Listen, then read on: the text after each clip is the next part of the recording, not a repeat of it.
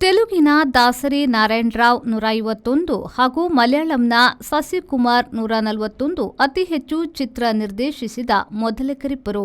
ಒಬ್ಬ ನಾಯಕ ನಟ ಪ್ರೇಮ್ ನಜೀರ್ಗಾಗಿ ಸಸಿಕುಮಾರ್ 84 ಚಿತ್ರ ನಿರ್ದೇಶನ ಮಾಡಿದ್ದಾರೆ.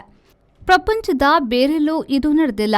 ನಾಟಕದಿಂದ ನಟನಾಗಲು ಬಂದವರು ನಂಬ್ಯತು ಸೆರಿಲ್ ವಾರ್ಕೆಚಾನ್ ಇವರೇ ಮುಂದೆ ಸಸಿಕುಮಾರ್ ಆದವರು. ಆಗ ಮಲಯಾಳಂನಲ್ಲಿ ನಡಾರ್, ಕ್ರಿಶ್ಚಿಯನ್ ಸತ್ಯನ್, ಮುಸ್ಲಿಂ ಪ್ರೇಮ್ ನಜೀರ್, ಹಿಂದೂ ಮಧು ಹೀರೋ ನಟರ ಕಾಲ. ಹಾಗಾಗಿ ವಾರ್ಕೆಜಾನ್ ಮೊದಲ ಕುಂಚಾಕು ಮತ್ತು ಮುಂದೆ ವಿ.ಎ. ಥಾಮಸ್ ಜೊತೆಗೆ ಸಹ ನಿರ್ದೇಶಕರಾದರು.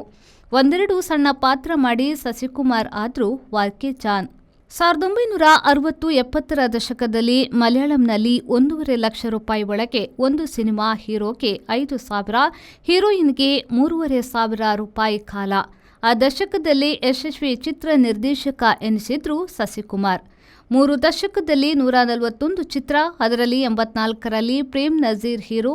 ಬಹುತೇಕ ಶೀಲಾ ನಾಯಕಿ ಎಂದ್ರೆ ಆ ತಂಡದ ಅನುಬಂಧ ಬೇರಾವ ಚಿತ್ರರಂಗದಲ್ಲೂ ಹುಡುಕುವುದು ಸಾಧ್ಯವಿಲ್ಲ. ಸಸಿಕುಮಾರ್ ಕ್ರಿಶ್ಚಿಯನ್, ಪ್ರೇಮ್ ನಜೀರ್ ಮುಸ್ಲಿಂ, ಶೀಲಾ ಹಿಂದೂ ತಂಡ ಮಲಯಾಳಂ ಚಿತ್ರರಂಗದ ಅಡಿಪಾಯವನ್ನ ಗಟ್ಟಿಗೊಳಿಸಿತ್ತು.